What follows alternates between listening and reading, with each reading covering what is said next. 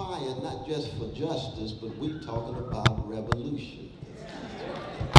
Oh, yes, we embrace the reformers, those who want to tinker. Okay, if you want to be incremental, fine, but just don't stop there. We're calling for fundamental transformation of American capitalist society with its empire, keeping track of a vicious legacy of white supremacy, male supremacy. We have no room for anti-Jewish hatred or anti-Arab hatred or anti-Muslim hatred, and we're keeping track of the pressures. Gay brothers, lesbian sisters, and the transgender and bisexual, but we focus it also on the children, and I don't know about you, but I also focus on the new Jim Crow.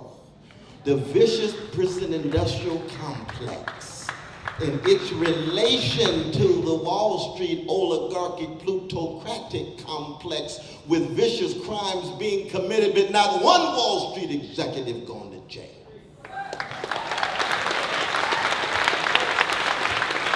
Not one. Let Jamal and the teacher get caught with a crack bag off to jail. I've been teaching in prison for 37 years. I teach a course on Friday night in Broadway, and we have a wonderful time with 150 brothers. 62% of them in there for soft drugs, and lo and behold, the vicious kinds of crimes committed in high places. They're having tea at the White House.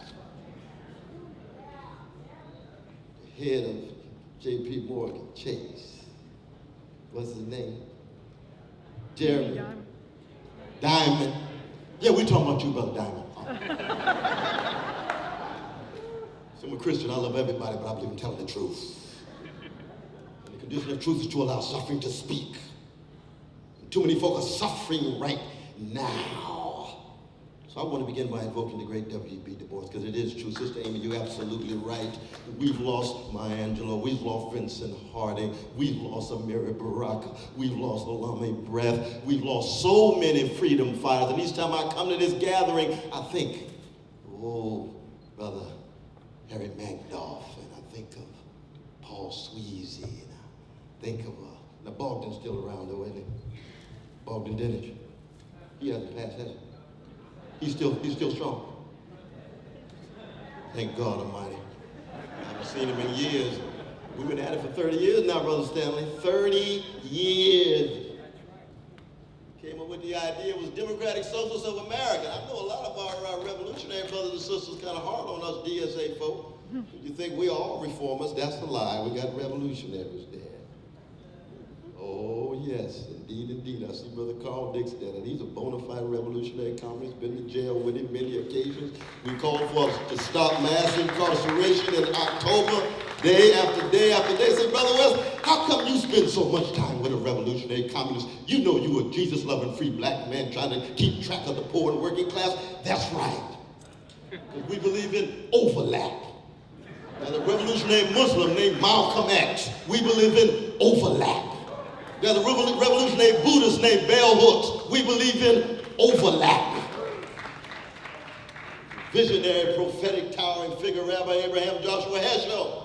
Legacy still alive. We believe in overlap. And of course, most of y'all are secular, agnostic, and atheistic. That's beautiful too. That's beautiful too. But I want to begin by invoking Du Bois, and I'm going to be very brief. He raised 4 questions. 89 years old. He emerges from the court. He's in shackles. Why? One, because like Malcolm and Martin, when they tried to come together in June 1964 to put the United States on trial in front of the United Nations for the violation of human rights in relation to black people, Du Bois had just taken the United States, put him on trial in the United Nations, he and Paul Robeson, under FBI surveillance. And at 89 years old, he says, I have something still to say. I embark on writing 3 novels. And in that first novel, turn to page 275, The Ordeal of Mansard. What you got to say, Brother Du Bois, after all of your struggle, trying to keep track of the dignity and decency of poor and working people, those friends for now called the wretched of the earth. What you got to say? 4 questions. How does integrity face oppression? You're going to see a whole lot of wrestling with intellectual integrity in the face of oppression in the next few days. That's what this gathering's all about. That's why Brother Seth Adler and the others bring us together. And by integrity, I'm talking about willingness to think critically, vigorously from the vantage point of poor and working people, to speak candidly, unintimidated, plain, frank speech in the face of powers that be, but also to be willing to sacrifice your popularity, sacrifice your mainstream acceptance, sacrifice your establishmentarian affirmation in the name of something bigger than you, truth and justice. So we're not talking about cupidity. Nobody's here because of love of money. We all need money. Wu-Tang Clan, say cream. Cash rules everything around me, but it doesn't have to rule me. It's around me. It doesn't have to rule me. We attempt to be a people of integrity in a moment in which the American empire is in relative decline. It's an undeniable decay. Look at the situation of our schools. Look at the souls of our children. Look at the condition of working people. Look at the ways in which women are being dehumanized, viciously attacked. Look at the way in which oligarchs and plutocrats have colonized the courts, White House, Congress. Look at those empirical tentacles keep track of those precious children in Pakistan and Yemen and in Somalia with U.S. drones dropping bombs on them. 224 children in counting. Every child has the same value as a child born in Newtown, Connecticut, born on the east side of Los Angeles, born in Tel Aviv, born on the West Bank, born in Ethiopia, Guatemala, anywhere in the world. We attempt to be a people of integrity.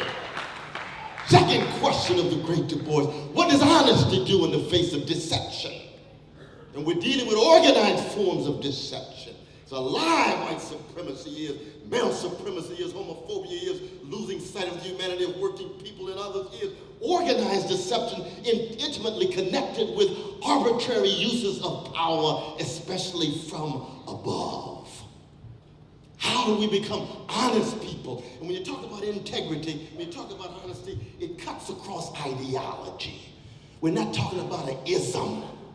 We're talking about a certain kind of people, a certain group of people who are committed to something bigger than them, radically against the odds, precisely because what Sister Amy understands so well, the weapons of mass distraction shaped by a corporate multiplex when it comes to media. That's why we love Sister Amy so. Oh yes, she's willing to allow the voices to tell the truth from the vantage point of the wretched of the earth. Sheer honesty. Third question in Du Bois, what does decency do in the face of insult? And we can add assault. We can add attack. We can add character assassination. And yes, some of us must be willing to die. There is no movement for change, fundamental change, revolution, unless there's willingness on behalf of somebody to die. That's a fundamental fact. If all of us come together and we have no one here willing to die for the cause, in a sense it's still sounding brass and tinkling cymbal. And that's especially when it comes to black and brown and red people. Especially when it comes to vicious legacies of white supremacy. People trying to keep track of those who want to tell the truth, trying to expose the lies and try to bear witness in their own fallible way. We're not talking about self-righteousness. We're talking about a willingness to move forward in the face of the darkness, trying to keep that flickering candle alive that highlights the plight of those who are rendered invisible. That's what we're talking about.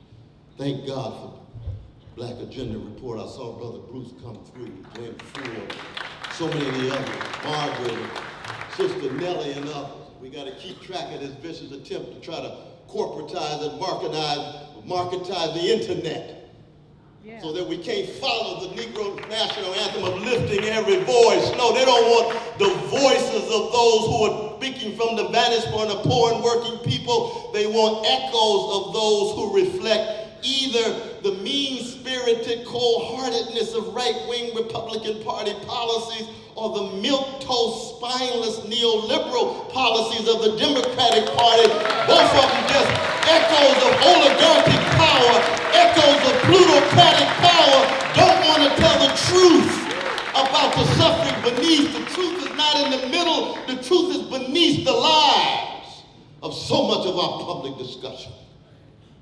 So I'm going to sit down. But we're here because we're on fire.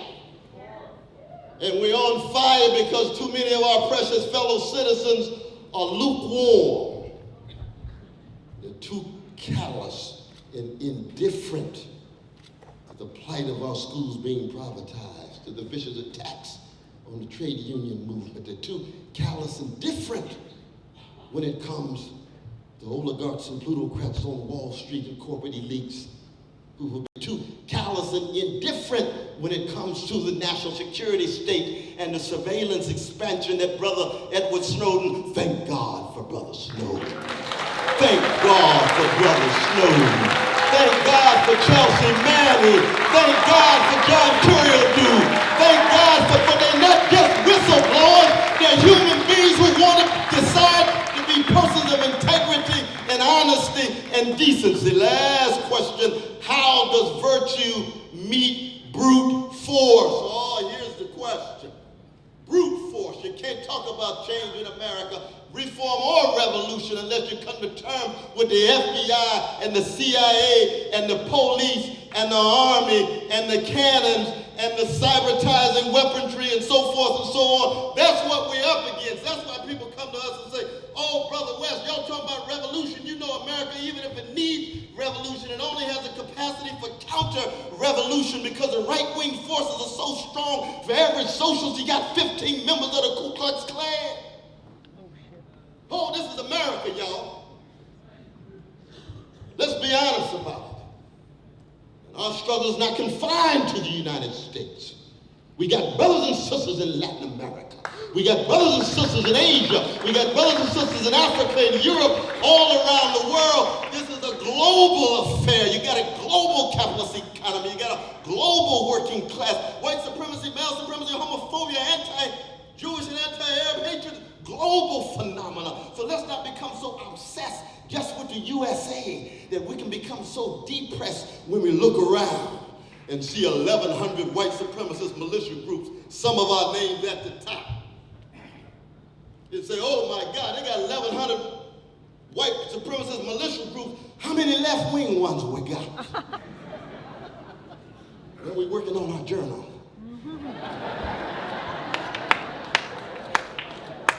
Nothing against journals, but it's lopsided. Lopsided. That's all right. Because when you decide to be a person of integrity, honesty, decency, with a sense of virtue, you do it because it's right, it's moral, it's just, and you're willing to pay any cost. That's why we're here. That's why I'm here. I'm so blessed to be here.